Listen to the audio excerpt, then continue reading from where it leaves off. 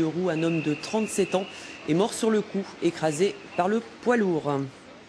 Les suites judiciaires du licenciement de 270 salariés dans les Deux-Sèvres du groupe La Roche-Pelletier en juin 2009.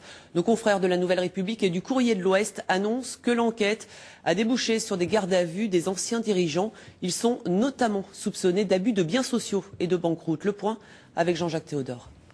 Avec ces nouvelles mises en garde à vue, l'affaire La Roche-Pelletier était donc revenue ce matin à la une de la presse dans les Deux-Sèvres. En juin 2009 déjà, la déconfiture de ce groupe de transport avait mobilisé l'opinion.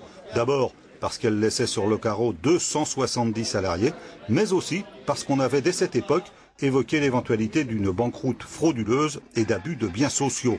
Des plaintes avaient alors été déposées par les salariés et par les créanciers. Et dans le cadre de l'enquête, les dirigeants de La Roche-Pelletier avaient déjà été placés en garde à vue après avoir tenté de récupérer par effraction des documents compromettants. Mais cette fois, c'est donc sur les manœuvres financières qui ont conduit à la liquidation que la justice veut en savoir plus. Les deux patrons du groupe et deux autres membres de leur famille ont donc été entendus ces derniers jours par les enquêteurs.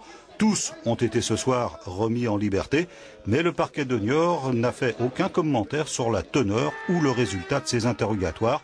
Quant aux anciens responsables syndicaux de l'entreprise, ils se disent évidemment satisfaits de voir ainsi l'enquête relancée. Depuis quelques semaines, les refus de décoration se multiplient, des actes qui pour la plupart dénoncent la politique gouvernementale.